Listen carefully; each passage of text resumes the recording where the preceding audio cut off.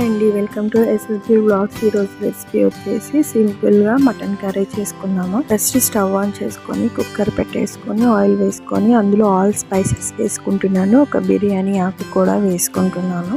ఇందులోనే కట్ చేసుకున్న ఉల్లిపాయలు, పచ్చిమిర్చి కూడా వేసి మిక్స్ చేయాలి.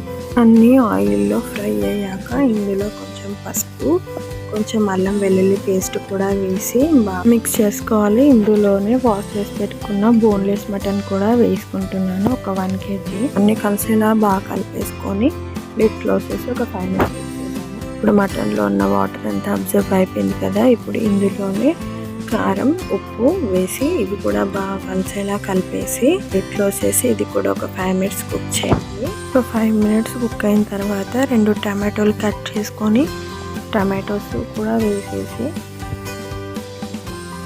ఇవి కూడా కలిపేసి ఒక 2 minutes వెయిట్ చేద్దాము.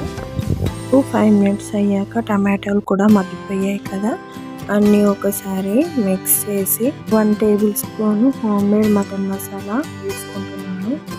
వేసి మసాలా అంతా కలిసేలా ఒకసారి కలిపేసి 5 minutes లిడ్ క్లోజ్ చేసి పెట్టేద్దాము. తర్వాత మనకి గ్రేవీకి కావాల్సినంత వాటర్ 1-2 glasses వేసి కొత్తిమీర కూడా వేసేసి లిడ్ క్లోజ్ చేసి ఒక 3 whistles వచ్చే వరకు వెయిట్ చేద్దాము. ఓకే అండి, 3 whistles వచ్చాయి కదా, చూడండి చాలా టేస్టీగా సింపుల్గా ఈజీగా చేసుకోండి. మీరు కూడా నా స్టైల్లో ఒకసారి ట్రై చేయండి.